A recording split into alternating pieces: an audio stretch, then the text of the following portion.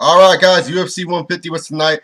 Back where it all started in Denver, Colorado with UFC 1. We're coming full circle pretty much, and now the UFC is at 150. First off, I would like to congrats the UFC for making it 150 pay-per-views.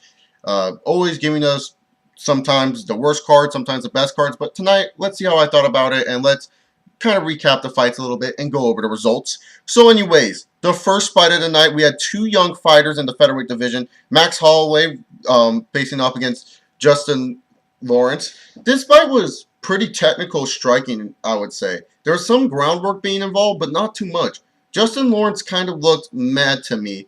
And Matt Holliday, he didn't look like Matt Holliday that has been impressing a lot in the UFC. Now, of course, these two were talking about scrapping a lot in the pre-fight, but there wasn't really much scrapping going along in the featherweight division. I think that's what many fans may have a problem with in the featherweight division because, you know, back in the old days in the WEC, a lot of fans, and you WEC fans can, you know, tell me to agree with me on this, is that the featherweights and the bantamweights, when you guys saw them, you know, those guys were scrappers. Those guys will always put on entertaining fights. And as of late in the featherweight division and the bantamweight division, there hasn't been too many exciting fights. There has been some, you know, Nampan, Leonard Garcia in the featherweight division. They always like putting on great fights, but sometimes it's more of a technical aspect. And I know MMA, it's a technical sport. I don't mind technicalities in MMA, but, you know, sometimes these featherweights, you know, especially Max Holloway and Justin Lawrence, if you guys want, you know, fans to love you, if you guys really want to push to that main event spot quick like that, you got to be exciting. Right? I think Chan Sung Jung has a rally of people always wanting to see him fight for the title because he's an exciting fighter. He is a technical fighter, but he knows how to make it exciting. Max Holloway, he is still young. I believe he's 22 years old. I think 20. Both of them are close in age. They're both very young. Both have bright futures in MMA. Max Holloway wins, and really, to be honest, I don't know what's in the future for Max Holloway. Next up was former #1 contenders to the UFC middleweight championship, Yushin Okami, facing off against Buddy Roberts. Buddy Roberts was on this exciting fight win streak, almost Chris Lytle-like. It was like, you know, this guy that's been in the middleweight division for a while. He brings it every time.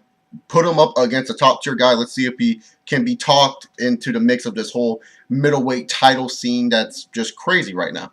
Yushin Okami, you know, obviously he ain't going to get a title shot soon. We saw what happened to him against Anderson Silva, I believe, like last year at this time. Yeah, it was last year at this time. Yushin Okami, if you guys all know, he started training with Chael Sonnen, so obviously his wrestling has improved. He basically fights like Sonnen pretty much now, and that's not a bad thing because Chael Sonnen, he's one of those guys that when he does the takedowns, he lands bombs. He's not like, you know, just like a John Fish that's just going, like, you know, Chael Sonnen does use little strikes to transition, but he doesn't use it as much as like John Fitch does.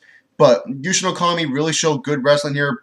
Buddy Roberts, like he wasn't bad in this fight. He really started off this fight well. He was coming in, he was being ferocious, he was trying to show that, you know, I'm not going to change my style. But sometimes maybe you gotta not be as ferocious. You know, you gotta always have that maintained control into the fight. So to be honest, the first round I gave it to Okami. And the second round, Okami finished the fight. Congratulations, Okami. Next up, making his middleweight debut, re-debut actually, former Strikeforce middleweight champion and I think Elite XC middleweight or welterweight champion, Jake Shields was facing off against Ed Herman, not to be confused by the one in the heavyweight division. Ed Herman has been in the UFC for a long time, dropped out of school, went to go train with Randy Couture. Jake Shields started in the MMA world in 1999 and trained with Chuck Liddell, now trains with Caesar Fighting. I think he went to where Alistair Overeem trains and was training with Overeem this fight. And Jake Shields, you know, he was very good in the Strikeforce middleweight division. And Jake Shields is known as a prolific submission fighter in the UFC. Jake Shields, once again, in a debut in a new weight class or something, disappointed. And I'm a Jake Shields fan. And when this fight first started out, I was like, okay, you know, this is going to be a decent fight. And then Jake Shields, when he got onto the top, Jake Shields in Strikeforce would actually try for the submissions. Jake Shields in Strikeforce would try to land bombs. But this Jake Shields did not try any of that. This Jake Shields just looked bad. He didn't look good to me at all. And I like Jake Shields as a fighter. That's not going to change, but he really needs to get his striking up. His striking just looks like he's a fish out of water trying to whale his hands. He needs to really work on his striking and try to be pinpoint and sharp, and he really, really needs to get that ground game that made him so dominant. People don't realize this. Jake Shields took down Dan Henderson and smothered Dan Henderson for 5 full rounds. That is crazy, especially when Dan Henderson's on the Olympic wrestling level. Then again, Dan Henderson did cut to 185 to fight Jake Shields, and the 185 cut may have, been hard on Henderson since Henderson's older in age, and the 205 cut may be easier for him. But still, just the fact that, he was out wrestling Dan Henderson's kind of impressive. But, you can out wrestle as much people as you want, but you don't want to become a John Fitch in the division. That's a bad thing. John Fitch, is he a great technical fighter? Yes, John Fitch is a great technical fighter. But how come he doesn't always get the next title shot or the title shots? Because, John Fitch is not exciting. Dana White's not going to give someone who is boring a title shot. He's going to give the people that put asses into seats. And after this performance by Jake Shields, no one wants to go pay to see fucking Jake Shields fight. I'll say that right now. But other than that, congrats to Jake Shields winning at Herman. Been in this MMA for a long time, UFC in a long time. So he will keep his job. He's always down to fight. Next up, we had a catchweight bout. Melvin Guillard missed weight between Donald Cerrone and Melvin Guillard, former teammates at Greg Jackson's gym. Donald Cerrone is pretty much a fan favorite wherever he goes. He kind of replaced Clay Guida in a way of like that one guy that everyone wants to see because it's just so weird that he's this lovable redneck. That's like the funniest thing. It's like he's this lovable redneck, and he always brings like entertaining fights. He's different than most Greg Jackson fighters. He's entertaining. What can I say? And so Donald Cerrone and Melvin Guillard used to train with each other. Melvin Guillard, he went on to where Rashad trains in Coconut Creek, Florida, I believe. That's where Rashad's gym's at. So he's training with Rashad now. And, this fight was very, very entertaining. It was short, but it was entertaining. Like, first, Melvin Guillard, he gets this huge punch on Cerrone. And a lot of people were like, Melvin Guillard has that knockout power. And Donald Cerrone is a tough motherfucker. And Donald Cerrone, he just looked like he was done. And then all of a sudden, he gathers himself, gets in the clinch, gets some nice kicks in, hits this grazing head kick, and then runs at him, like literally freaking just runs at him and punches him, Melvin Guillard, so hard. Melvin Guillard got the stanky leg, eyes rolled back, face down, and Donald Cerrone was about to go lock in a choke, and he won by knockout. Second knockout victory from Donald Cerrone. Donald Cerrone did a good job. I'm glad that he won in his hometown of Denver. He wants to fight Anthony Pettis next, and hell, yeah, I would love to see Anthony Pettis versus Donald Cerrone. That's just me. Maybe that could decide the next lightweight contender after a certain someone who I'll talk about. Next up was the lightweight championship of the world of Benson Henderson versus Frankie Edgar. Controversy, no matter what I fucking say, will draw attention from MMA fans. I can't defend my prediction no matter what, because fucking fans are just gonna disagree with me anyway. So to be honest, I'm just gonna keep it straight and simple of what I thought how the fight went. Benson Henderson and Frankie Edgar. The first round, I gave it to Benson Henderson. I thought he did good with the leg kicks. He made Frankie's legs, like fucking red as a hell. Then Frankie Edgar in the second round knocked down Benson Henderson. Looked like he almost got Benson in a choke. He just looked more fluid. Now, when we look into the third, fourth, and fifth round, this is where it gets tricky. It just depends how you look at it. Now, for the third round, I gave that one to Frankie Edgar. I thought Frankie Edgar did a lot more. In the fourth round, now the fourth round was weird. There was a lot of significant strikes landed between both men. But what I noticed the most was when, in the end of that round, Benson Henderson started to act all cocky. He's like, come on, man, let's go. And he thought he was like Anderson Silva or someone, hands down. And Frankie hit him with so many hard strikes. I was like, I give the fourth round to Frankie. And then the fifth round, Benson Henderson, he landed good, significant strikes. So I said, I give that round to Benson. Now, I thought this fight was close as hell. The 3, 4, and 5, you could have chosen who you gave it to. But just how I was looking at it, I had Frankie winning this fight.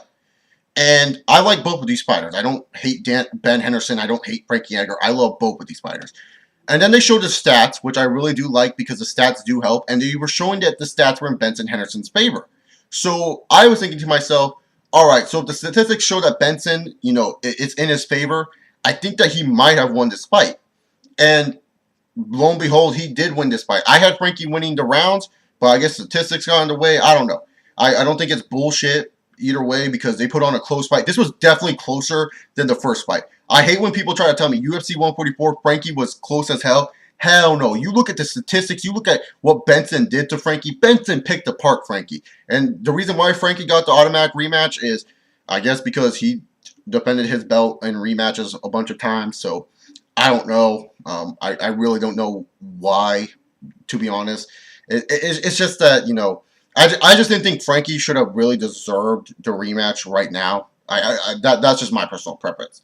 I thought he could have earned it again, but hey, you know, if the guy said that he thought he deserved it, he deserved it. He made most of it. Made this a tough, competitive fight. Definitely a fun fight. It was more competitive than the first fight, but I think the first fight had a lot more moments and a lot more good action between the two. But this one was definitely more competitive, more technical. Not a lot of takedowns from these guys, which was kind of weird. Frankie hit a couple. So when I look into this, you know, fight overall, and I know fans are kind of going to be wondering, like, about the bullshit. Do I think it's bullshit? I don't. I really don't because, you know, UFC Tonight is on after this. If you guys don't know, that's on Field TV. If you don't have Field TV, stream it. They will tell you guys what they think, and they always pull up the statistics from Fightometrics. So, really, they judge it on the boxing system. Nothing else MMA fans can do. If MMA had their own scoring system, I'm pretty sure Frankie would have won this fight.